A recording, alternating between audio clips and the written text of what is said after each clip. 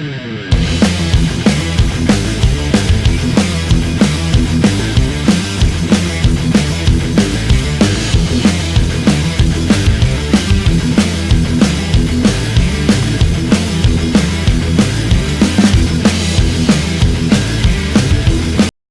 evening, everyone. How yous all doing? Welcome back to another Let's Get Heavy interview. And tonight I have two awesome lads from the band Fracture Point. Hope yous are ready for this one. I have been looking forward to this for a while now. Awesome dudes, awesome band. If this is your first time introduction, so we're going to be finding out more about the guys. So yeah, let's get into it. We've got Sean and James joining us from the band. That in a minute engrossed in conversation in Discord. You can't say what I'm saying, but should we interrupt that conversation? Let's see what they're talking about. Hopefully it's not going to get one in trouble. Well done, guys. You're live. Whoa! we tried to try and scare you, but obviously it didn't work. Talking a load of bollocks, which is not. So, James, Sean, thank you very much for joining us tonight. How are you both doing? We are gravy. Gravy. Oh, excellent. Thank you for having us on. No, no worries, man. Thanks for doing this. Yeah, taking time out with your busy schedules. And excuse to have a drink. Yeah. Cheers to that, guys. Oh, what is everyone's choice of beverage tonight? Oh, the Jack Daniels stuff. No, proper classy. The old Lemmy. Oh, and some classic Herb Gerblin, as we'll see here in the tune. Herb Gerblin. It's more Northumbrian than Geordie, but aye. But that's how I'll talk here in Northumberland. I was thinking maybe I should have had like a Newcastle brown ale or something. I used to drink that quite a lot back in the day, but this could be the occasion for it. But Hobgoblin it was. Ah, right, fair enough. You let the side down already. It's not good. Yeah, I know, right? Disgraceful. There's always one, though, isn't there, James? There's always one. I know. It's always him, though. I like how you point that way, but you point to the wrong way. The way the camera's set up. No, it's the right way on my camera. But on stream, it's you're voguing, are you? Oh, you've got the moves like Jagger, mate. Like little me in the corner and then big you right in the middle. So, we like to start off with a bit of backstory into bands when we do these interviews, because that's what it's all about, getting to know more about what Fracture Point is, what it's all about, what you have done in your time as a band. So, we'll get into it. So, can you tell us the origins of Fracture Point and how the band started? Yeah. Sean? Yeah. Yeah, man. So, I think we was in another band previous to this, called Let the Madness Begin, and that was around about 2017, I would say, James, wasn't it? 16, 17, yeah, something 16, like that. 17. And that was like the first originals thing I'd ever done as well. So I got the taste for doing that. Like, because before I'd just done like, which was a lot of fun, but I did Slayer cover bands for quite a long time, and that was a good laugh. But I'd never actually done my own stuff. And then it got to about, I think it was an Anthrax gig, James. You were like, "Oi, do you want to do some originals?" So I was like, "All right then." No, I was told I was rather drunk at that gig, so I can only go by what the rumours were. Yeah, so exactly. Apparently that's what I said. Yeah, indeed. And I think we were both pretty whacked at the time. So one of those ones, it was like, this sounds like a great idea at the time. And then that band sort of run its course. And then about a few months later, we were it was going into like 2018 by this point, I think. And then we were just like, do you want to try something different? Like, obviously still metal, but like just a new direction. It was just the four of us at that time, and it just sort of started from there. We just sort of got together, started jamming. Aidan, the riff lord that he is, was just like, I've got this riff, I've got this riff, I've got this riff. So it was like, cool, man. Let's just see what happens, and the rest is history, really. Nice one. So did you all meet like through the metal, like through the music world sort of thing, or have you known each other for some time? Me and Sean had known each other for a while, not brilliantly well, sort of pub acquaintances, shall we say. Yeah. And had a few mutual friends in this and the other. Aidan, I first met when he got called into the other band, Let the Madness Begin, was when I first met him, and we just gelled instantly. It was instant chemistry, bosh. And that was basically the foundations of Fracture Point, was a spin-off from that. Yeah. So we are actually missing 2 members at the minute. Oh, sorry, 3 members. Is that correct? 3 members. 3 members. So who are the other 3 members? We got Adam Rogers on bass. We got Aidan Lewis on guitar, and who we like to call Mungo on the other guitar, but he's Craig Carmichael. Yeah.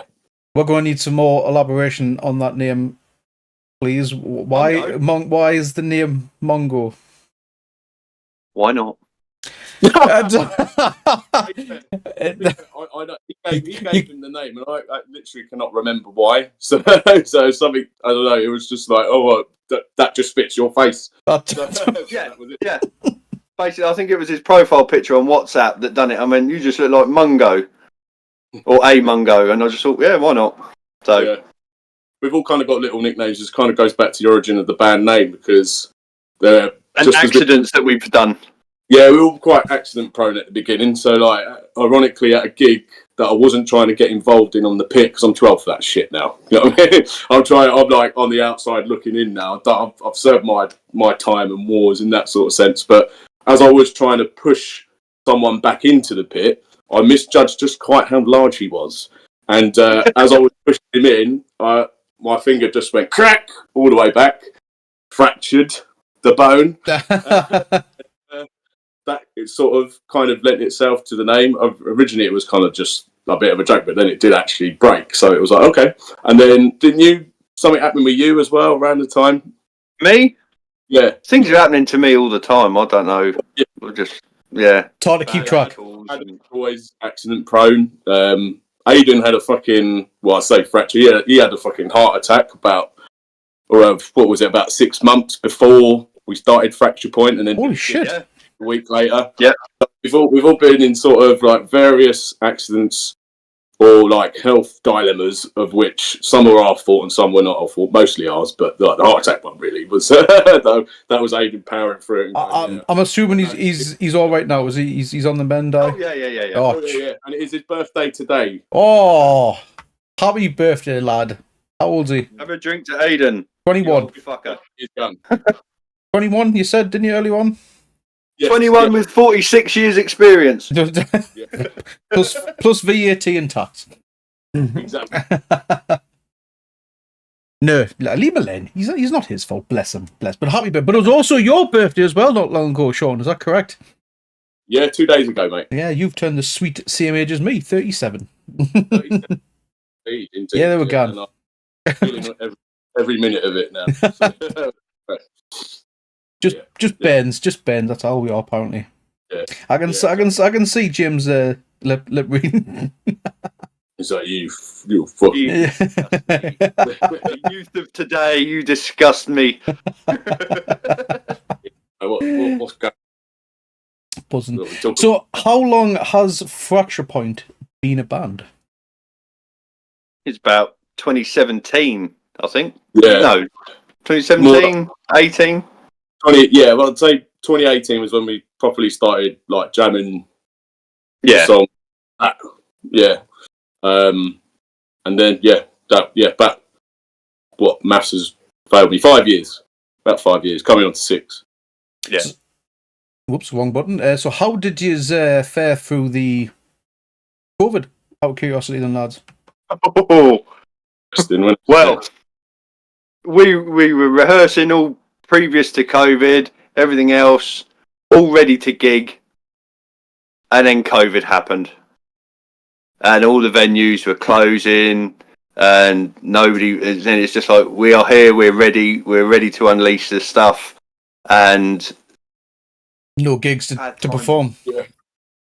No I think gigs. we did have one like lined up, and it was bless Adam. He over the years was sort of joking about having because this was his first proper like gigging band, so he's never gigged previously to this. He's done a few stuff like jumped on to do a few covers and stuff like that, but this is his first chance to gig, and then he's like, "Yeah, I'm ready, man, fucking ready." And then it's like the world is closed, and it's like no. So it was a kind of a thing of the day that he gets the gig is the day that the world just gets swallowed up into a sinkhole or something like that. So yeah, so that was a real shame for him because obviously like we sort of had experiences of gigging in the past, whereas he was ready and itching to go, and then it was like, yeah, COVID's here, we don't know when it's going to go away, so keep jamming, I suppose, or writing. So it was a bit of a stumbling block, to put it mildly. But it didn't stop you. That's the main thing.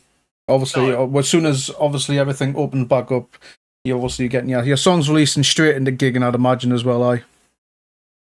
Yeah, thankfully, and it's been an awesome like year and a bit. So how was the first show after the lockdowns? It was at the Dev actually in Camden, and for a first gig, we ourselves were absolutely chuffed with it, and the response we got from the people that were there was just unbelievable.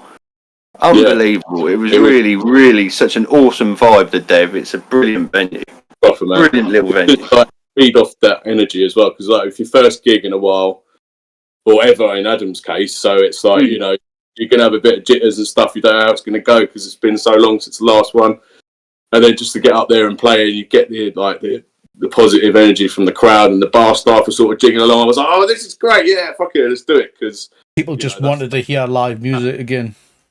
Yeah. And you were there to give them. Bubble. No, it wasn't. I'm not bursting your bubble. No, people they were there enjoying themselves with yourselves. Yeah, what it is. Only you, James, would turn that into a negative. Do you know what it is? That's it. Right? This is done. Cancelled. This is that's it. Turning it off. They just want live music. It doesn't matter who it is. What it sounds like. Like it's just noise that isn't someone saying "stay at home." You know what I mean? And having secret parties themselves, but we won't go. That was disgraceful. Disgraceful, wasn't it? Leave that to the viewers. Yeah. We'll not get political, shall we? No, we'll not get political. Mm-hmm.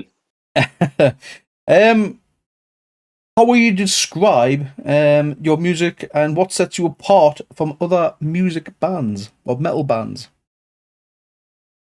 That's a tough question. Yeah, that is a really. Sean, you can answer that one. Well, I'll try. I think we all of us are into there's obviously different facets of metal. Like we were talking about this before we went on air. It was just like we wouldn't really describe ourselves as a particular specific genre of metal. Obviously, there's like thrash influences in there. Of course, there's like hardcore, there's groove, and it's kind of like a big sort of Frankenstein's monster of all that. And it's kind of we put in what we enjoy, and it's sometimes you can get like maybe it doesn't quite work or it doesn't quite mesh, but it just sort of has for us. It's kind of like we just sort of understand what we like and it's worked to a degree. So yeah, I don't know. It probably sort of like what we put on our what was it on the Facebook bio? It's like thrash old men who played angry music, using like thrash with like groovy elements to it. It's hard because even the great Morton from Levy was like, I wouldn't describe you guys as thrash. You're sort of different to that. It's kind of thrashy, but there's something else to it, and it's kind of hard to put your finger on. It's just metal, man. I know that might sound like a cop-out answer, but I've never been one into all these pigeonholes of blah blah blah blah and all that lot. Never been into all that. It's metal. It's hard. It's heavy. It's fast. It can be slow. It's metal. Rather than pigeonhole it as deathcore and grindcore and applecore, whatever you want to call it.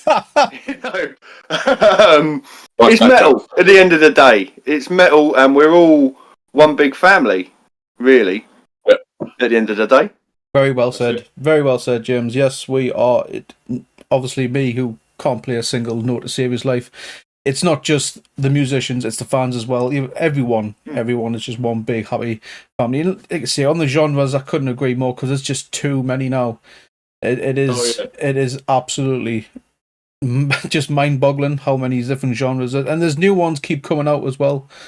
You know what I mean? I'm still waiting for the industrial goth country music to come out. You know what I mean? Someone will. Brooks meets Rammstein. Aye, why not? Why not? I'd listen to it. Give it a go. Why not? Let's listen to out. I'll listen to out once. That breakdown, man. That's it. That's it. Oh, of course, you've got to add that breakdown as well, or even just some, then 5-minute guitar solos. That'll do me. I'll be happy. Yeah. I'll be happy with that. So, give me a break on the drums. Lousy drummers, isn't it? I had this with another band as well. It's always the drummers. I'm not going to mention his name because he's in chat. He's watching live. He might. I'll probably get a text message off him in a bit because you'll know who I'm talking about. You cheeky fucker. Bless him. So, what themes or ideas do you explore in your music? Kind of, sort of several different aspects of like life and what influences us. Really, I mean, to begin with, it was like because again, just going back a little bit. I'd never done anything original in terms of music. I just sort of obviously was learning from the Slayer stuff, which I absolutely loved. But I'd always been interested in like writing and fiction and stuff like that back in school, and that was one of the few subjects I was actually any good at. So it was like, but how do I sort of carry that through into life? And you just go through life, you go to work, you got your family. You don't really.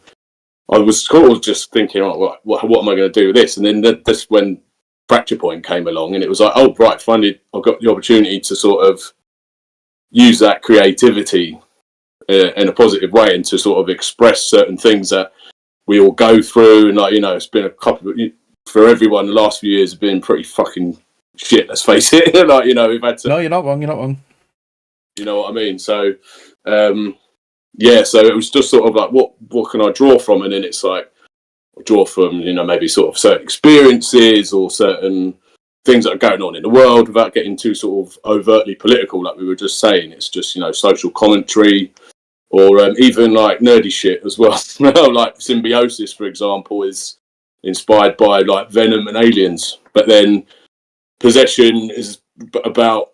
It sounds like it's a demonic possession, but it's actually a layer underneath that is that it's my experience with sleep paralysis. And it's like how it feels like you're being possessed. So it's just sort of little things like that I'm like, oh, that sounds interesting. Maybe I'll write that down, see if that fits with the music.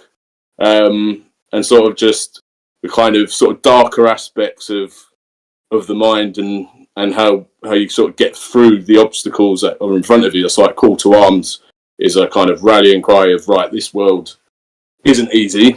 What are we going to do about it? Do you know what I mean? And it's like, there's always, even though the sort of the themes can be quite dark, I always try and make sure that there's a little bit of hope at the end of that, because it's important. Because I think you need that escapism with whatever you're doing, whether it's like music or entertainment or just life. And yeah, I just sort of like build it up from there. Like Fracture Point, the song title is...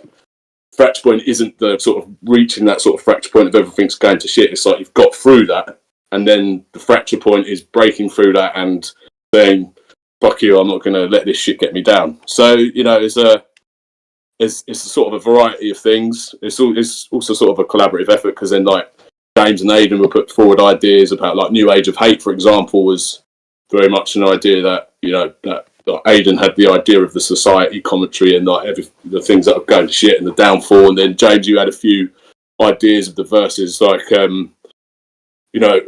offended the only language that kind of thing. So it's like people in like areas of society or like influencers online thinking that their word is gospel and there's no other opinions that matter, and it's things like that. So controlling society to a degree, isn't it, really? Yeah, and how people think.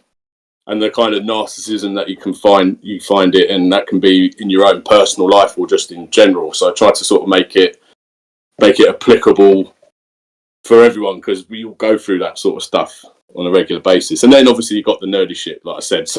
So like symbiosis, like take inspiration from comics and sci-fi. And for me, I find that that's our sort of I Am the Law by Anthrax, because that's like Judge Dredd. And I want us to have our own version of that, and it's like, yeah, exactly. So it's also, I think lyrics for me is a very cathartic experience.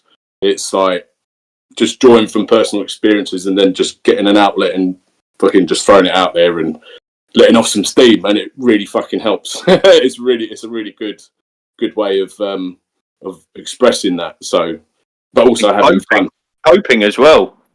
Coping, yeah, because it's very therapeutic, especially with, I won't go into details, but a lot of shit has happened in recent years, blah blah blah. So it's about getting that off your chest in a healthy way, and I think metal is one of the perfect ways of doing that.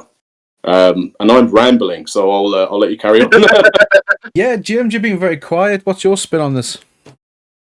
Well, Sean's a lyricist, so as far as themes and everything else is concerned, we leave all lyrics down to Sean. If he's looking for ideas and that lot, he comes to any one of us to go, right, okay, this is the general idea behind the song. I'm a bit stumped on this bit, I'm a bit stumped on that, or what do you think of how I sing this bit? Then he comes to any one of us for opinions. It's very much a team effort, really.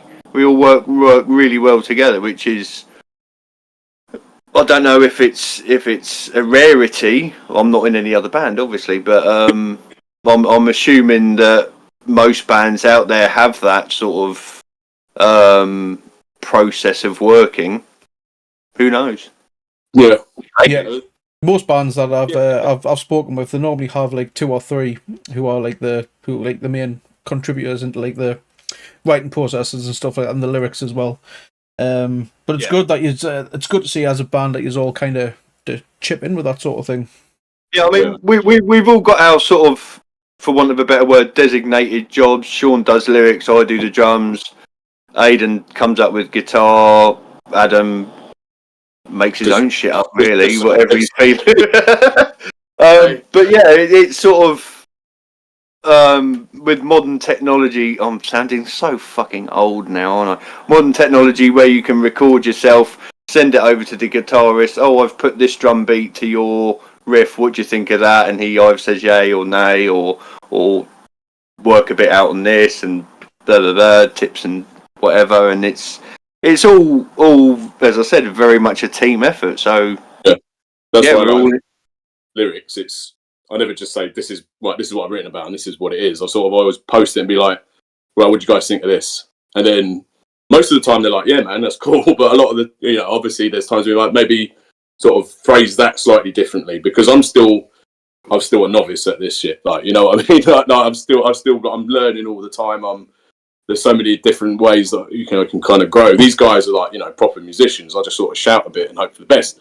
So it's like, but it's been nice to go on that journey with them, and it's been nice to sort of try and develop ideas, because I don't like writing for the sake of it. I'll be like, I might hear one of Aidan's riffs and be like, oh, right, that sort of flipped a switch in my brain to write about, something that I've seen on the telly or on the news, or like just like a random idea. Like Mind Affliction, for example, it's like basically a story from the sort of character's point of view of the steady decline into madness and how that sort of came about. And it's the sort of resolution is that sometimes it's like addiction can then cause your mind to sort of collapse, but then it can be for a number of things, and I've sort of seen it for kind of firsthand in certain aspects. So it's kind of trying to make that work. And then, like I say, going back to say things like Call to Arms, it's like there's a bit of a yin and a yang thing. It's like you've got the dark side, but you've got the light side. I'm going all Star Wars on you now. Yeah, but it's like,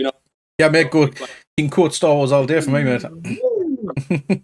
It's like recently we've been playing like New Age of Hate and then Call to Arms, and I kind of see those two as like, Call to Arms is like the spiritual kind of sequel to New Age of Hate. Because New Age of Hate is basically like, this world is shot to shit. You ain't prepared for it. I mean, that's part of it, and it's just commenting on just how fucked up things are, and then Call to Arms is like say, right, things are pretty fucked up, but if we rally together, we can get through anything. And I think that sums up this community really well. And I think you need that kind of balance.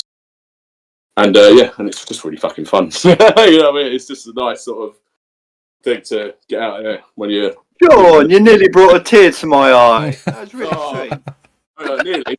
My work is yet not complete. So, my camera seems to have frozen, but I'll jump back over to the multicam. Question for yourself, really, then, James, is when it comes to lyrics, do you push Sean anything that you see lyric wise or anything? Because obviously, and I'm not saying you're old before you give us wrong, but obviously you've got that experience with yourself and Hayden and stuff like that. Do you push him, motivate him, sort of thing? To a degree, yeah. But it's how we work is we normally get the music down first, or a rough version of riffs and drum beats and your basic sort of crap down. He comes up with like a lyrical pattern and then kind of puts the words to it. Then he brings those lyrics to us and goes, oh, what do you think of this? And as we go into rehearsals and this, that and the other, it comes clear. And then we sort of feedback off each other. He sort of goes, oh, well, how about singing that line a little bit slower or holding that note a little bit more? And it's not so much sort of my personal opinion, it's our opinion. You know, it's very much a democracy sort of thing. It's not like one person wants it and that's how it is. No. It's very much sort of, how do people think about this? Yeah. And I think that's so I was going to say that's how it works. You know, a good sort of working relationship, because we're all mates. But I mean, I think that's a sort of an important glue that keeps everything together. It's like, you know, we're all in it together. We're all doing this for the same reason, which is just to have a fucking laugh and play metal, which we love. You know, so yeah. So I think compromise is the key. Indeed, yeah. And not only with lyrics, like obviously as time's gone on with like stage, like going on gigs and stuff, you know, sort of trying to come out of my shell a little bit more on stage and just relax. Because I think the first few gigs, it was pretty much a case of, well, I've got to make sure like this is right, we'll make sure I get this word, and then like, you know, and then over time it's like, look, just relax and just enjoy it. And I think the more I've enjoyed it, I think the more sort of relaxed I've looked on stage as like the front man, so to speak. But it's I think that's that sort of something to learn. No. So what would you say? The more time has gone on, Sean, the more you forget the fucking set list. Oh yeah. I think that's quite endearing, personally. I mean, does this happen often, Sean? Once, and then I was like, "Fuck! Oh yeah, one song left. No, we've got 2 songs left. Oh, do we? Oh yeah." And I tried to sort of let's just make that our kind of gimmick where we kind of forget it, but I generally do sometimes forget. What I don't understand is why you all turn to me as if I've got all the fucking answers. What's next? What's next? What's going on? And also, I think the funny one is when we actually had them printed out and we still forgot what the fucking set list was. I like how you say a we. Is it a we or is it a you, Sean? You just blame. It's a royal. Yeah. So like, remember stuff like that is usually quite important, really, isn't it? Yeah. Here's the time to out him now, then, James. How often does he do this? Oh, the last 4 or 5 gigs, he's turned round to me going, "What's next?" Or either him or Aidan or both of them turn around and go, "What's next?" I'm just like, dude, we've all got the same fucking message. Remember there's 5 fucking things you've got to remember. Intention. Yeah. So, have yourself and Sean said one song and then the band have started a completely different? Not yet. Not quite. No, not yet. I think there was one or 2 occasions where maybe like the riff has been something that I wasn't expecting, and it was actually because that was the right song, and I was thinking it was the wrong song. So yeah, something like that. But nothing. We're Wildly human, mate. Well, make mistakes. Just like on a regular basis. So people seem to enjoy it. I think from what I've gathered. So, but generally, laugh it off. Yeah, exactly. Laugh it off. I think we've got to a point in our lives now where it's like, obviously we take it seriously to the point where we want to play well, but we don't. It's not like the be all and end all of our lives. You know what I mean? We've got like responsibilities and shit. This is a very happy like thing that we're doing, but it's like, you know, I mean, it's if you take it too seriously, then at the end of the day, you can't really laugh at yourself, and I think it's important to do that because yeah, best way to do it. So what is the songwriting process, and what influences the lyrics and the instrumentation?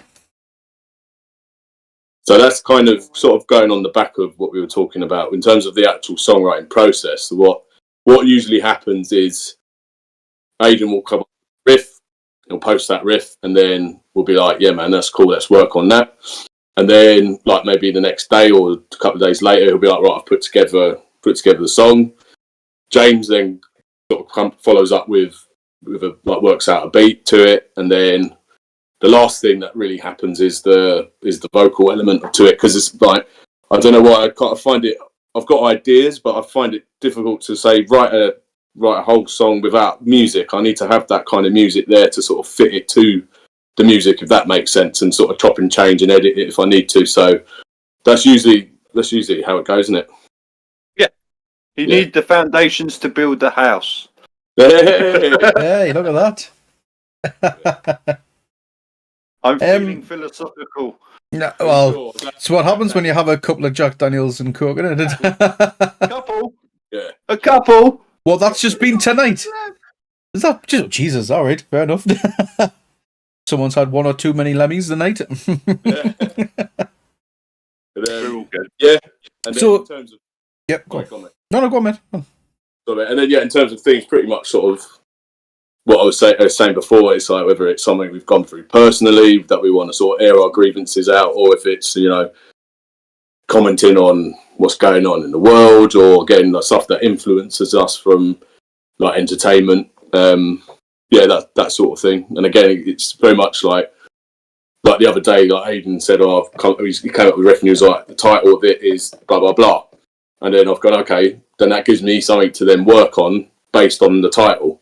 And I've always said to the guys that if there's any time you guys have, like, don't feel like I'm like the monopoly on the themes and the lyrics. Like, if you guys have an idea, I'm obviously happy to go with it and like build upon it and stuff. So it's just it's generally that sort of the way that we work. And sometimes like a light bulb just goes off and I'm like bish bash bosh, and other times it takes a little bit longer because I'm hearing stuff in the music, but it's just something that hasn't quite clicking in my head yet, and then it could be about 3:00 in the fucking morning, and I've just woken up and gone, oh, that, and then I'm like, oh right, then yeah. So it's a weird one. I can't just sit down and go, right, this is what I'm going to write about. It just kind of happens.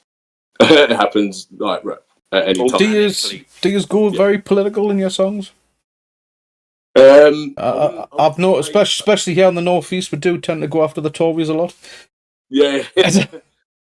It's an easy subject. It's an easy subject. We like a challenge. I think there's sort of slight element. I mean, the new age of hate is obviously commented on society today, and obviously that goes from sort of the top. But I think, yeah, I don't idea of going too political, because then it's like you're picking a side, and I think the side that we're on is metal, and I think anyone can enjoy it. It doesn't have to get political. Good answer, Sean. That is the side we are all on, the side of metal. That is a cracking answer, mate. Yes, we are. In fact, I think metal provides the alternative to, because obviously you get all the pop charts and all this that, and the other, which are all about love and this that, and the other to a degree anyway. And metal, I think, does the polar opposite of that. It's like the whole yin yang thing. You can't have one without the other. Yeah. And yet, for some reason, metal gets demonized as some sort of evil satanic thing. Why? Because we're singing about the alternative feelings to love. Yeah, it's more based in reality. To be honest. Yeah, it's real. People don't like reality. Yeah, and I think again, people want to escape from the reality, don't they? So exactly, rather than face it. Yeah, and I think it's important to bring that forward, because and being a band, you can provide that for people as well, because people can come to your show, do your set, whether it be half an hour to an hour, whatever, how long your sets normally last for. You're giving them that, people as well, aren't you? So yeah, and that's a really good point, and that's the whole reason why I'm doing it in the first place, because we were all fans first, and then obviously that then influenced getting into the musical side of it. And I think when I go and see a gig, I just want to escape for an hour and a half, 2 hours, 40 minutes. And I think it's the same when performing it. It's kind of, you want to provide that escape for people, and then you yourself are sort of escaping with them in the moment. Yeah. You know what I mean? Completely.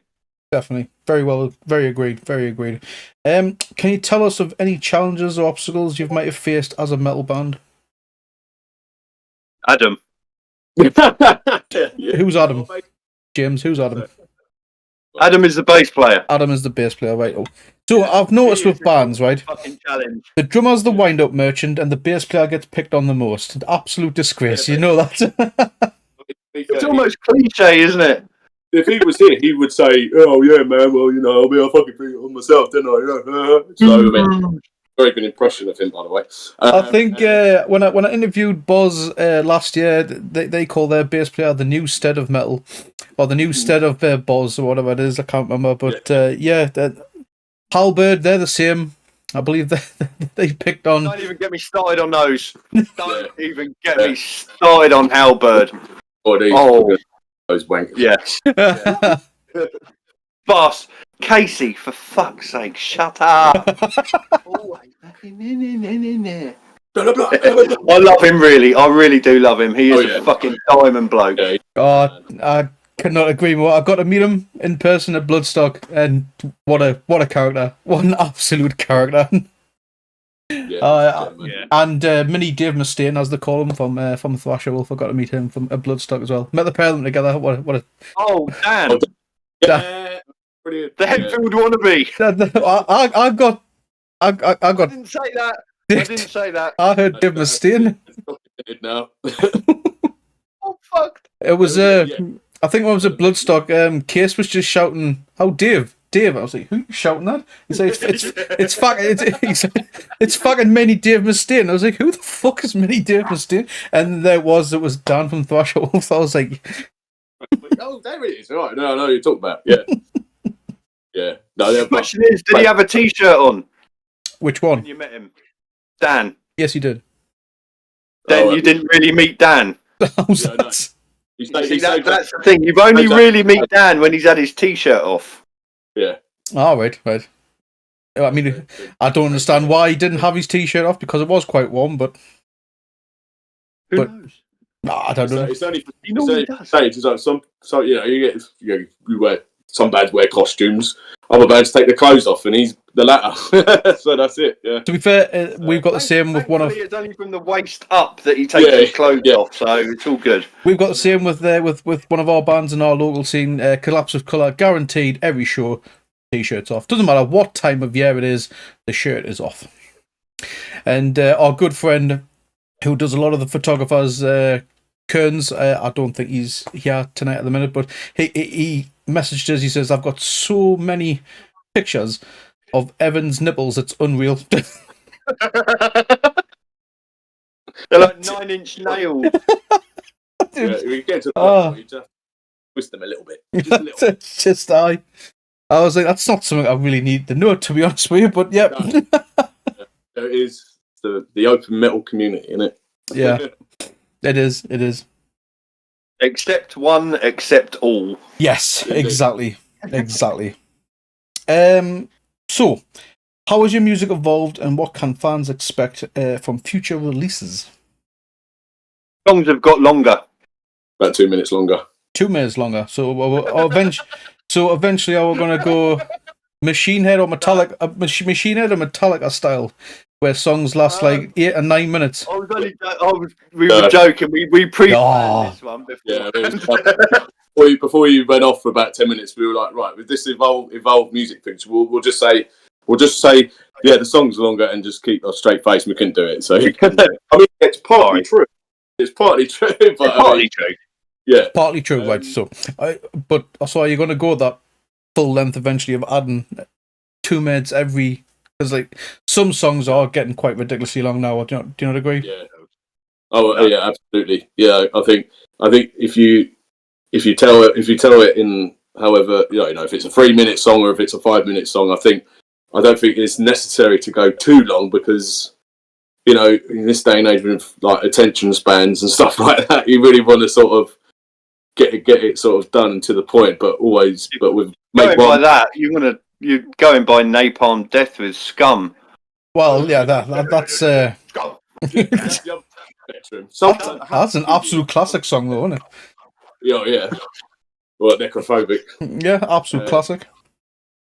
What was it like? 18 seconds or something? Something like that, yeah.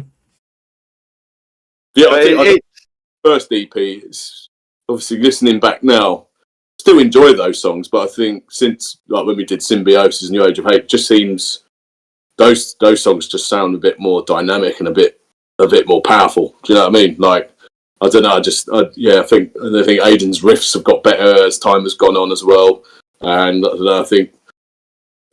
I know the writing sort of, I think it's progressed a little bit more, and I think I'm starting to learn now where to sort of not fill every second I can with lyrics, and actually wait and see where it's supposed to go and what makes it better. So like recently when we finished writing Call to Arms, there's the breakdown bit that goes back into the main verse, and originally I was going to go straight back to the main verse, and I was actually, no, hang on a minute, this bit would actually work, whereas there's no vocals, which arguably you could say about all the fucking songs.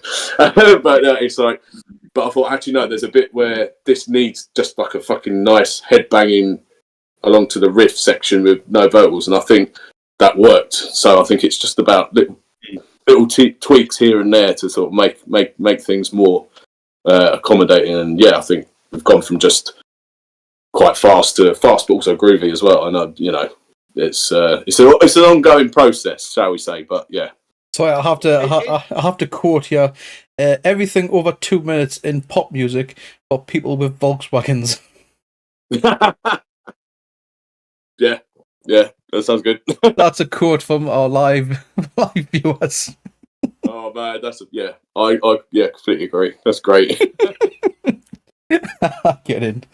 Oh, yeah. Damn it. So, what do you think is the role of metal in metal music in today's society, and what message do you hope to convey through your own music? You want to take this one first, James? Thanks for that, Sean. It's a tough one. I think it's one that's disregarded because it's one of truth to a degree, the voice of metal, and that's why it's sort of been tarnished as evil and everything else to try and push it to one side, and let's forget about this and let's just concentrate on positive stuff. Commercial. You can't have positive without the negative, and if you don't acknowledge either or, you're not going to get fucking anywhere in life. And that's my personal view. But it's metal in itself is, I think, a release for a lot of people that are going through personal shit, bad relationships, struggles with cost of living and shit like that. It hits us all. And it pisses us all off. And if you can't find other people to vent that with and just try and stay positive, you're heading for fucking disaster. You really are. You've got to acknowledge the bad shit, work through it, and deal with it, really, rather than face it head on. Yeah.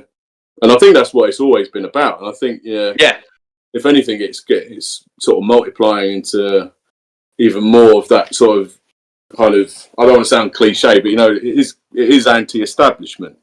It is like commentary on the world. It's like you said, James. It's just a fucking release. It's therapeutic. I was saying earlier, it really is sort of different to any other music, I think, because that growing, when I was a kid, I was sort of a bit directionless when it came to music. It was nothing really that I really sort of thought, oh, that's great. I was sort of just listening to anything, really. Pop shit, whatever. And not saying it's shit, by the way. I'm just saying shit because I say. I was going to say, I choose your words carefully. There's a lot of S Club 7. There's a lot of S Club 7. Shit. There's a lot of S Club 7 fans in this chat. Fuck off. Hey, hang on here. That's it's not just S There Club ain't 7. no party like an S Club. How do I know the fucking shit? Fucking, I see, pop shit. But how does he know the lyrics, folks? Yes, outed. I've got children. Excuses. Ads on. Were your children around during S Club? Yes. Oh shit. Oh, there you go. I think it's so important because I don't think there's any other. And I'm not disrespecting other genres. I like lots of other genres as well. I just think with metal don't get that community spirit as powerful as metal is. I think, and I think it's important to keep it going because like you say, you need that release and to sort of not be. Just to have that collaborative process in a proper like musicianship environment and carrying on, just not giving a shit. Yeah, I'm with you. What people think and just doing what you want to do, and I think metal's quite a powerful message for that. So yeah, like it always has been. Truth. So how would you approach live performances, and what do you hope to accomplish through your shows? Who's taking the reins on this one? I have a pre-gig poo, if that helps. Yes, it's a pre-game shit before you go. Let's not be pleasant about it here, right? Do it at the venue as well, just to sort of grace it with his presence. Yeah. Yeah. It's almost marking my territory. Yeah, I'm with you. It's like a fucking dog lifting his leg up on a tree. So. Well, yeah. I just, again, I think it's a case of, I think we're at a stage of our lives now. Oh, bastards! Where we're doing it out of pure enjoyment, and I think if you just go there to have a laugh, but obviously take the music to a certain degree serious, and you want to play well. But again, like I said, it's just the enjoyment of it. It's me connecting with so many great people there as well, and all the other bands, and yeah, it's just I think it's just we approach it the same way we do every gig. Just turn up, hopefully nothing breaks, and enjoy it.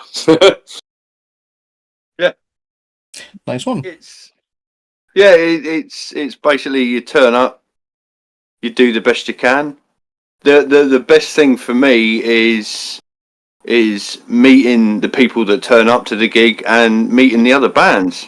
Yeah. Really, thankfully, with, as you know, Steve, with the LMC, yeah, there's now, what is there, 48 bands involved in that now? 48 now, wow. 48 now. Now I understand. I think it was the last count, and it's a force to be reckoned with now, because everybody is literally looking out for each other, giving each other tips, advice, and it's something we as Fracture Point are 100% proud of to be part of. Because they didn't have to do that. You know what I mean? No. Could have just been like, well, we're doing our thing, you're doing your thing, and let's carry on. And that's what a lot you see that like in the past and stuff like that with other walks of life where you get things like it's more of a team sport rather than an individual sport. And I think there's that camaraderie with the LMC. Those you just don't really get anywhere else, I don't think. And it's not that ever. Yeah, there's not that level of, oh, well, how come they're doing so well and we're not, sort of aspect. It's sort of like, you're doing well. Fucking awesome. Well done. Fucking go for it, pal. You know what I mean? It's that sort of, and we're helping out the other bands by sort of promoting other bands, and they're helping us out, and it's that, I think the word for it is brotherhood. Although there are women involved as well, so it's sisterhood as well. Family. Family. Yeah. It's a London family, basically, that is slowly creeping out of London. Yeah. These, but a nice one. One that here we are. 48 bands in the LMC. Steve from Wargrave wasn't, because we messaged each other personally behind the scenes from time to time, checking with each other, and I think I dropped him a message not long after his interview with Wargrave that I said I want to work my way through the entire LMC, and he says you've got your fucking work cut out for you. So he wasn't kidding. Oh fuck yeah! He wasn't kidding. Yeah. I've had a handful of the LMC bands so far, so and I've got my next one already lined up, and then another one after that as well. So, I'll tell you at the end. I'll tell you at the end. I'll tell you at the end. Ask no questions. I tell you no lies. No, it's no secret, but Worship the Sacrifice are next. 16th of November. Good old lads. And then the possibility of Imperium on the 26th of November as well. Lads again. Yeah. And I've also been speaking with your manager as well, Neil. Cool. Neil from Unearthed.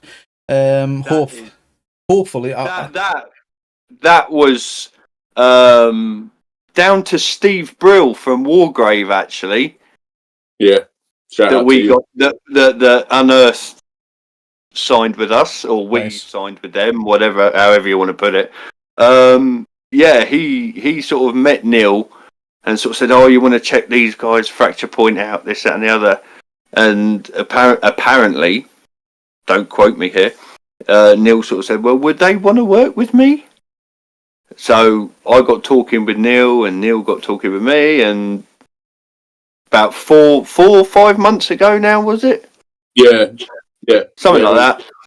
We signed with Unearthed, and bring early summer. I'll be brutally honest with you,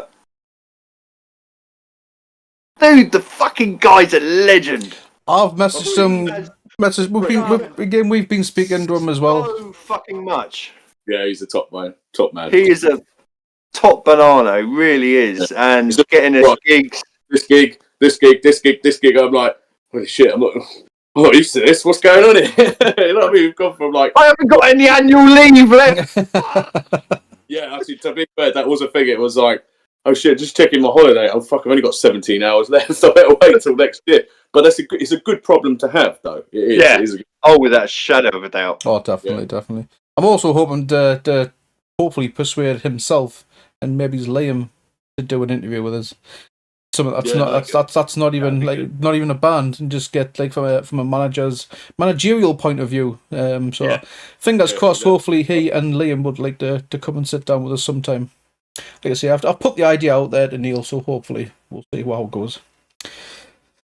it goes. We're getting pretty close to my list of questions, but what advice would you give to any young aspiring musicians out there?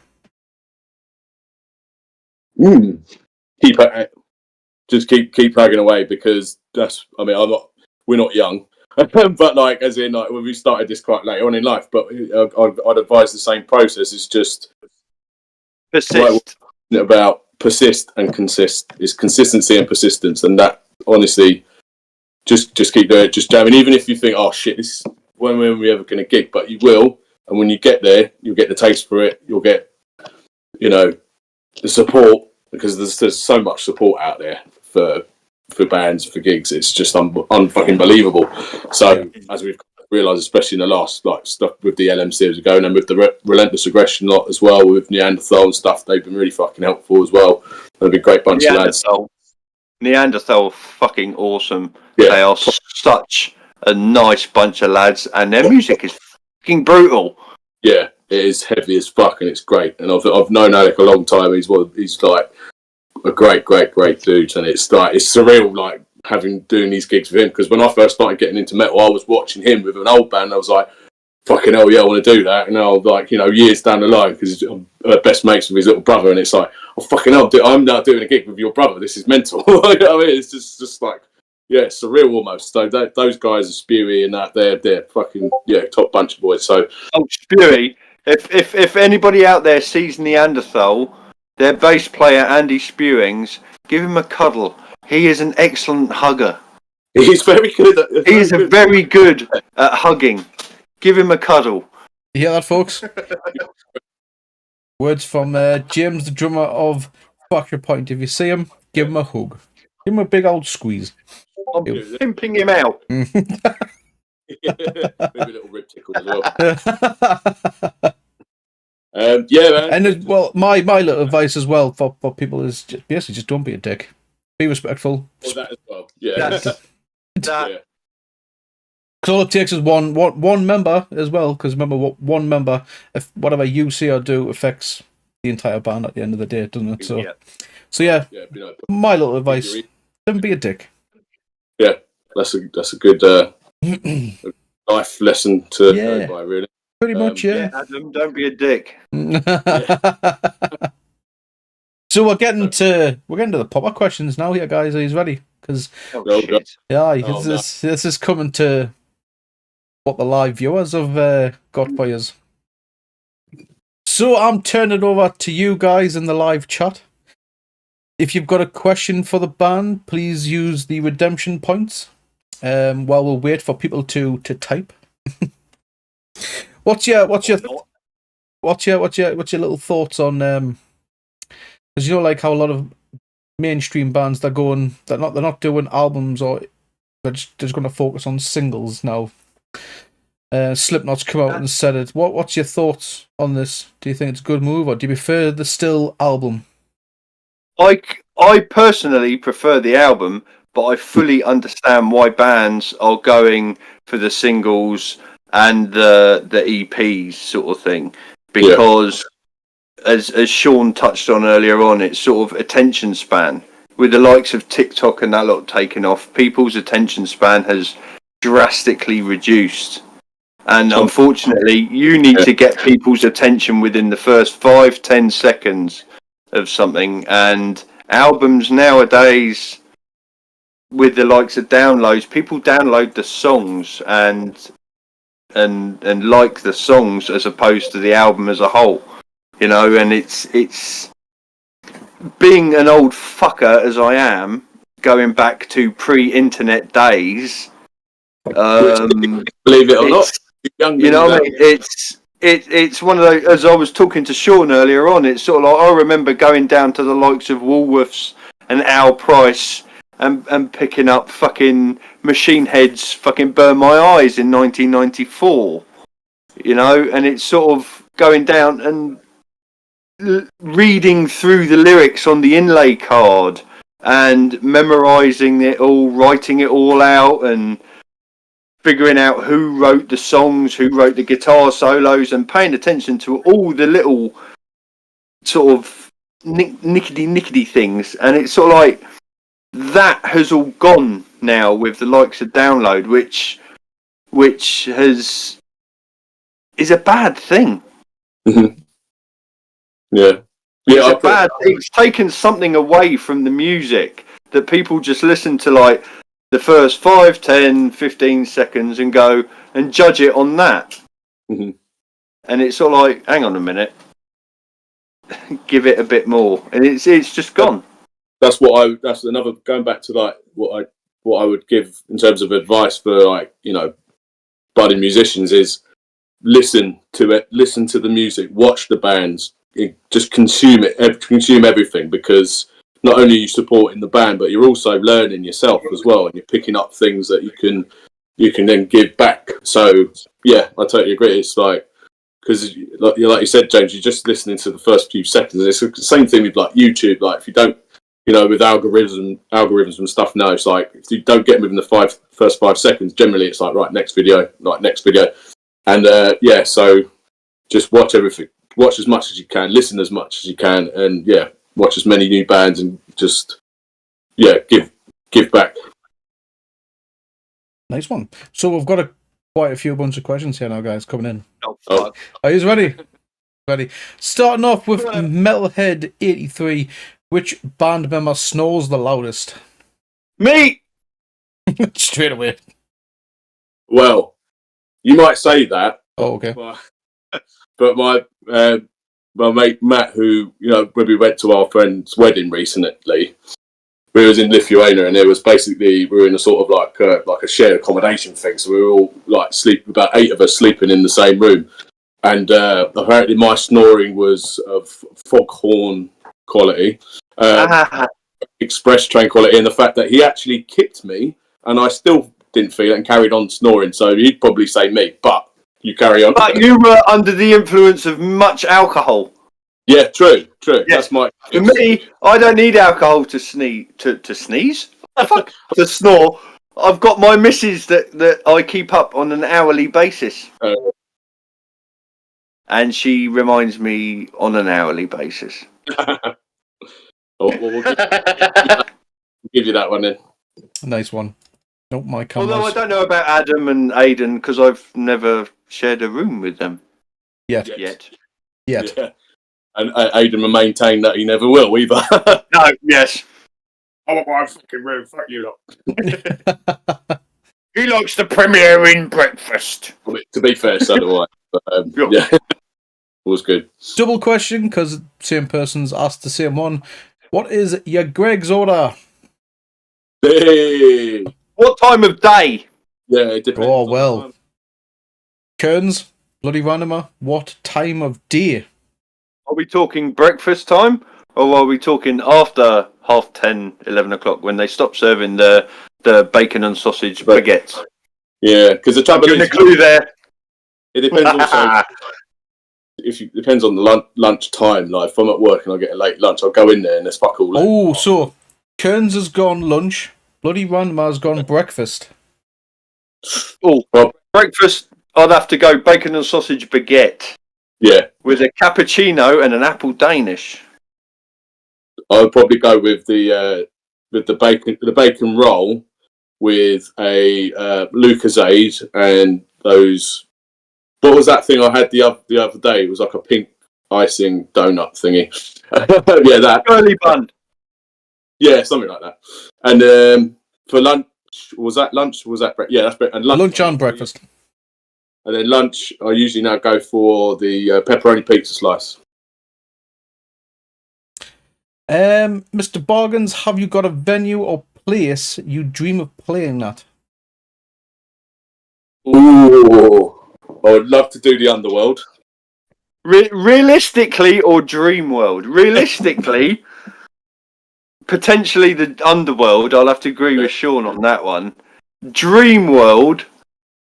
I don't know. Staunton Park?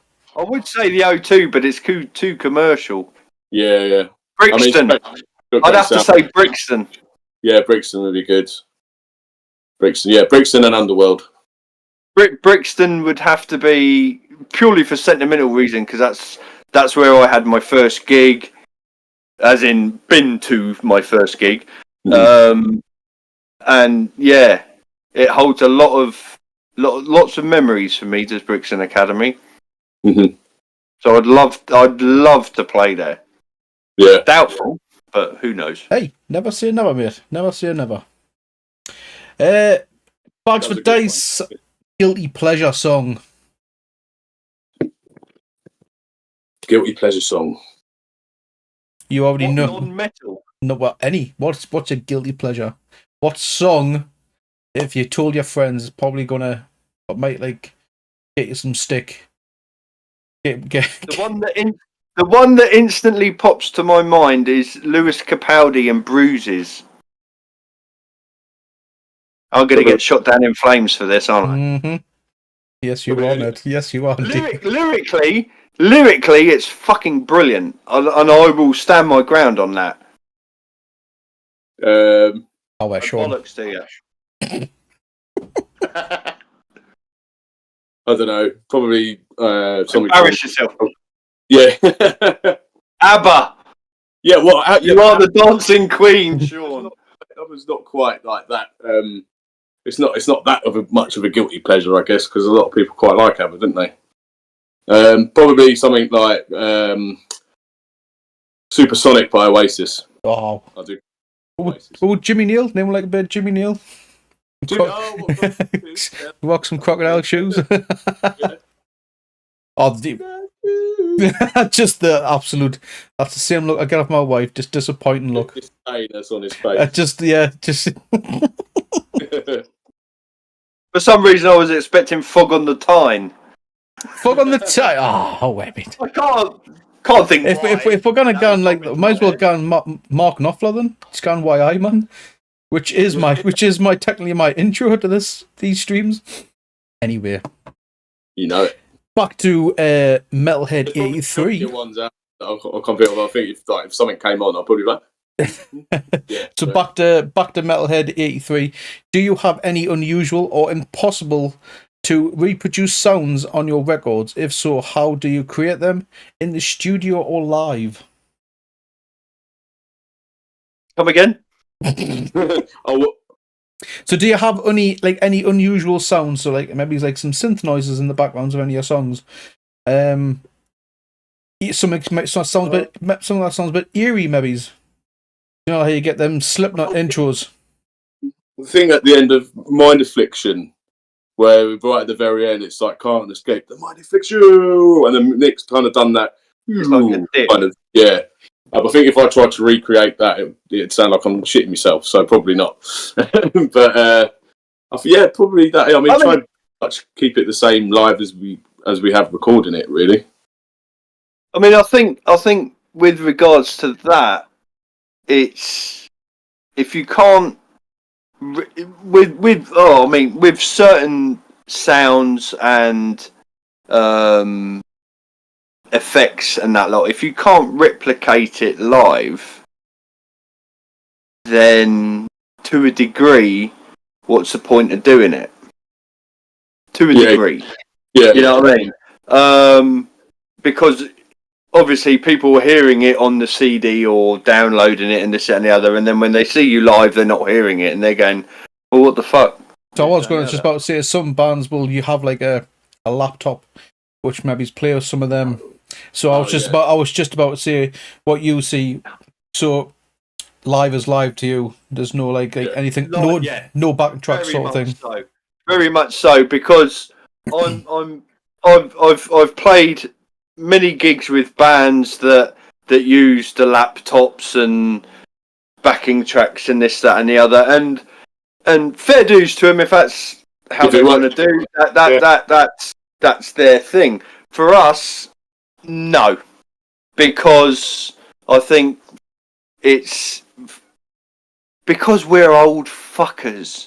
The more technological stuff you use, the more shit can go wrong. Yeah, you keep it nice and simple. Right, guitar, bass, vocals, drums. That's it. Job done. Bosh. You're there. Yeah. And you're playing it pure. Less of to lug when you're touring as well. Yeah. Do you know what I mean? There's no bullshit. There's no pretense. There's no. This is what we are. Bam. Job done. Not worse. Yeah. And it keeps the sound engineer happy as well. Well, especially when you go, is it just this? Is it just this? Any back? Yep. No. Okay, cool. Right. 2 guitars, 2 vocals, 1 bass, 1 drums. Done. Fucking awesome. Get it done. Good books every time with the sound engineer. To say that we don't like again, it's like if that sort of thing works for bands and it does, then that's fair play to them. Yeah. Whoever works completely. For us, I just think it works the way it does, the way we've been doing it, the way we all know it. So, as I say, other than that kind of little effect that Nick puts in at the end of Nick from Ignite IMR, by the way, who's a fucking awesome dude. He also the bass player from Secrium. Indeed, yes, yeah. Sorry. I mean, it might. Again, this is like might change up some vocal bits here and there, but the general sound, like the pattern is the same, and the words are the same, obviously. So it's certain things like that, but nothing drastic. Treacle Truffle, He's got a question. That's a great name, by the way. Treacle Truffle, all the way from Scotland. If you had to pick one band that epitomizes metal to you, which band and why? Also, I am the old fucker, so respect to you. I mean, they're not necessarily, I love them. They're not necessarily my favourite, but it's got to be Sabbath, isn't it? Sabbath. They're the sort of the king. The granddaddies. Do you know what I mean? In my opinion, the birth of metal. Exactly, and yeah, so I'd say them, Maiden, Priest. They're the sort of the trifecta of it all, really. Don't mention trifecta, for fuck's sake. Why? What did you do? The Holy Trinity, then. But then that doesn't work. There we go. That's better. Yeah. All right. Thanks. Now, go on. You go. No. You finish. My personal favourite two bands are Iron Maiden and Slayer, but I think to me, Sabbath epitomises everything to do with metal. So there we go. Oh, then James, you seem eager. Well, being the old fucker that I am, and growing up through the 90s metal, the band for me that epitomises metal as general. Now, no doubt people are going to disagree with me on this, but fuck them. Pantera. Yes. Done. A good shout.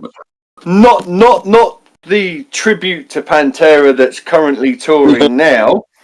The original Pantera of Dimebag, Vinny, Phil, and Rex Brown. Almost forgot his fucking name then. No, his bass player. His bass player. But yeah, that for me, given the age that I am and the time that I got into metal, and my dog is dry humping a teddy bear currently at the moment, which I won't show you. I'm trying hard not to look at it. Let's not put it on camera, please. Go on, no. I was so tempted. I was tempted earlier on, but Sean was going into a bit of a rant then. But no, he's feeling a bit frisky tonight. Hold on, I'm moving over to Sean Cam. One Sean Cam now. Epitomises metal for me through and through. For me, if somebody comes to me and says they don't like Pantera, they're not a metalhead. And I'm going to get slapped for that so much. I know. There's quite a few people. In chat who's not a fan of Pantera. It's an 8. Who isn't a fan of Pantera? Oh, I'm not outing them. They might. How old? Yeah, but how old are they though? That's the thing. One of them's my age. When Pantera were at their pinnacle, then okay, I can forgive them. One of them's my age. There's only a couple of months between them. There's only a couple of months between them. and of course Anthrax as well. So apparently I missed a question. Which member of the band would win in a drinking contest? Not me. Adam, probably. Adam? Yeah. Adam, bass player, yep. Like I'm a close second. It depends what it is. If it's just beer, then I could probably last a little while, but Adam just drinks everything. So yeah, I think probably, unless it's got chili oil in it, in which case he's done by 11 o'clock. Oh fuck yeah! Not a spicy person. No, he had some chili vodka at Leo's Red Lions last year, and if he's going home early, then it's fucking painful shit because I've never seen reaction. I used to think that I could withstand quite a bit of stuff, and then my bro Kearns, he bought us a bottle of Da Bomb hot sauce. I don't know if you've heard of it. Yeah, I've seen it on that Hot Ones. Holy shit! That put me on my arse. That it will be nothing to this homemade chili vodka by a young man, shall we say young man, called Scarvy. Yeah. Avoid that like the fucking plague if you value your arsehole. Yeah, and the other orifice. Nice. Yeah, like I say, I used to think I could tolerate spicy stuff, but after that, I was done. A new level. Yeah, it was honestly. Sing I it don't- back to Pantera. And There we go. Bash, I fucking told you, it's the epitome of metal, end of fucking story. Yeah, it's all about fucking me. Who are some of your dream collaborators, past or present? Ooh, present.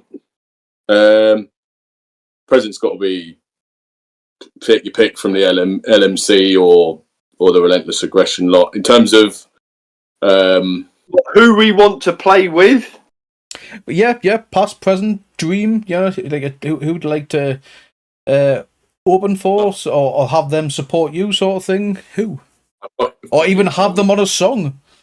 I'd fucking shit. I'd obviously, lots of fluid would leak if we ever did supported Testament for me. That for me is what. Now that Slayer There'll be gentleman juice squirting all over the roof. Indeed. Yeah. I do love me some Testament. Present. Like I say, any one of the LMC bands, take your pick, man. They're all fucking awesome. For me, it would be out of the LMC bands. Realistically, would be Secrium. I would love to either collaborate on a track with them or go on a tour or a mini tour with them. They are fucking awesome, Secrium. I fucking love them. Not only are they brilliant musicians, they are lovely people. Yeah, we want to have their babies. Yes. I would happily bruise my kneecaps for them. Nice. Yeah. And this is when BeardBo goes, and that's the end of the stream. To be fair, mate, we probably should have ended this. I'm looking at you. Sean from Secrium, I'm looking at you. Yeah, I bruised my kneecaps for you. Sorry. Let's move on to the next question. I'm gonna cut that little segment. I'm gonna send it to Secrium now. Feel free. He'll probably masturbate over it anyway. Sorry, not sorry. Yeah, this stream should have ended a long time ago. You think? Half a glass. Oh, we've only got 2 more questions anyway, from what I can see. If you could play a dream lineup of 2 bands, who would you play with? Testament and Pantera. Original Pantera. So we'd have to build a top. While Sean's deep in thought, if this modern day Pantera came to town, would you go and see it? No. You wouldn't go see it? No. Have you seen Pantera before live? Yes. I was just about to say, because myself who hasn't experienced Pantera live, and this is the only way I can get to see this. Then it I'll was go. my first ever gig, actually, the Far Beyond Driven tour at Brixton Academy, September the 11th, 1994. That was my first ever gig, Pantera and Downset at Brixton Academy. 15 years old. Nice. That was fucking 30 years ago. Jesus fucking Christ. I mean, I saw Down live at Bloodstock, my first Bloodstock back in 2014. Down. And they covered a few Pantera songs, but and it personally, it did just feel like this modern day Pantera. It was just really just down, isn't it? With special guests. Yeah. I think that was the main gripe with a lot of people, which I'm assuming is for yourself.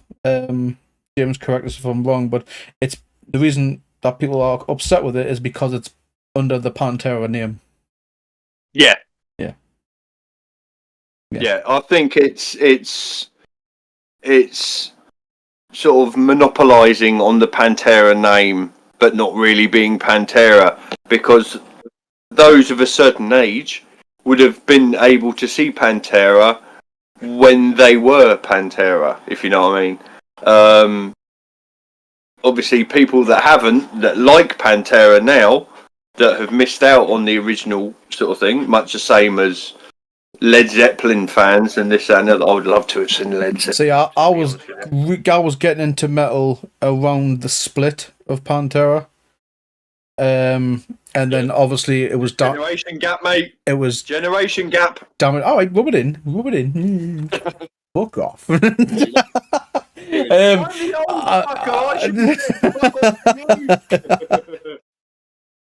To be my mum does it to us as well. I got to see Ronnie James Dio live with Rainbow. And I was like, was that? Oh yeah, good for you. Thanks. And I was like, thanks, mum. Yeah. Now I've got my best mate and my own mum who's seen Ronnie James Dio live. I'm the only one who hasn't. And when they're together and they've had a couple of drinks, the fucking pair of them winding us up. You find number one. Is the number there. Yeah. Oh, dear me. Aiden, I can't help it. They're the two favourite bands of all time. So yeah, that would be that. Those two for me. Nice one. And I think our last one is from Metalhead 86 again. 83, sorry, my apologies. Let's have a look, just scrolling through.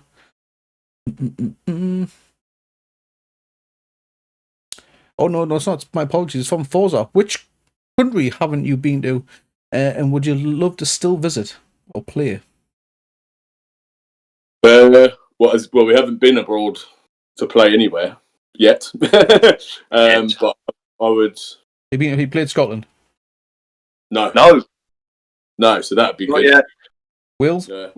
Or Wales, not yet. Or Wales, not yet. Yeah. Love to play Germany. Yeah, Would love to play Germany. Any of the Scandinavian countries. Yeah. Yeah, France with Hellfest, that would be awesome. You're shooting above your fucking weight there, mate, with Hellfest. Come on, bring it back to S Club 7. You've got to reach for the stars, my friend. Ah, yes. There we go. Well done, Sean. Well done. Hey, leave me alone. Right, doing this S Club 7, reach for the stars. So it's our it's our BeardBo Baggins anthem here, mate. It is. I'll tell you, no word of a lie. If you've hung around to the end of any of our streams, every stream we end is on S Club 7. S Club 7, reach for the stars. We end it every night. And then our very own. That's why I don't stay till the end. And our very own Get Heavy Fest back in August. 3 bands even covered it live for us. Oh, brilliant. So, Cass and Tefra, Collapse of Colour, and Killanova all got on stage and sang it live at our Get Heavy Fest.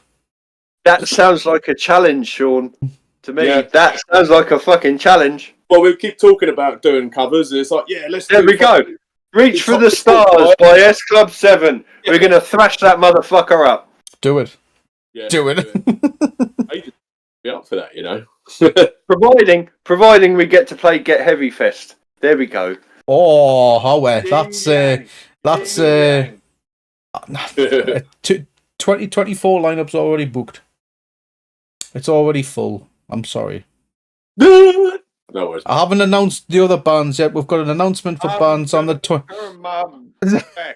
No, don't do that. We've got an announcement on the 26th, and then a couple of more down the line, and then waiting around end of November, December time to announce our headliners.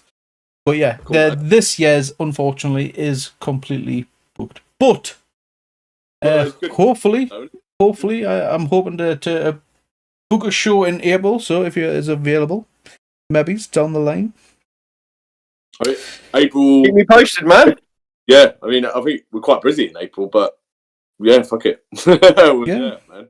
There's another band that's currently in chat who keeps pestering us to play Newcastle as well. So again, not going to mention names. Newcastle will be good. Not Thrash, is it? No, he shares the same name as me, Steve. So you can work it from there. Oh, grave! I've got a nasty cough all. Oh, mate. Dear COVID test. That's all right. He'll be muted soon. He'll get the joke. What? Yeah. All right. Someone will have to explain that one to us. Oh, I'll explain that to you after the show. After the show. All right. After the show. Nice. Anyway, guys, well, that's been it for the night. can I just say thank you very much for the chat, for the laughs. It's been absolutely brilliant as always. I love doing these and getting to know bands more. It's absolutely hilarious. Oh, dude, mate, thank you so much for having us. It was really, Pleasure. No, really it's no fun. worries. Oh, I hope you're not moving that camera. I was. Mental. I didn't. Dry humping the teddy bear and knocking my wire at the same time. The dog is monk. Yeah. Hold on. Oh, come on. We have For doggy fuck's sake. porn on BeardBo TV. It's what the fuck. All right. And now he's So, gone shy. He's up now. Tony, it's a first. It's a first, everyone. It's a. We like to break boundaries with Fracture Point. Yeah, I should have mentioned that. We like, doing our thing, talking about themes and dogs humping shit. You know what? Do you know what's funny, folks? I can't even edit that out. If I do, I'll have to blur it. Oh man, yeah. He's going to do it again in a minute. I'll get some more. Hold on. I'll need to swap over to the sexy Sean. Just in full screen his face. Oh, dear me. Anyway, yes, that is the end of our interview, folks. Again, thank you everyone who's been watching live. Thank you especially to Fracture Point. Absolute Thank you. privilege to have you guys. Honour to be on, man. Cheers, everyone. If you wish to hang around, we're not going to be ending up straight away. I'm going to take a quick short break and then we'll be blasting some tunes, even some Fracture Point, hopefully. If you just want to hang around and chill with us for a little bit, of course, it is a song request stream as well, so feel free. Awesome. I need a piss. Me too, actually. I've gone through the jack. What the fuck? He's done now. He's done. He's going to go to bed, isn't he? Yeah, snore. Oh, yeah. No worries. Anyway, we'll end it there then, guys. So, stream will show just ending, but we're not actually ending, folks. Like I say, we are going to be hanging around. So, see you all soon, guys. Bye.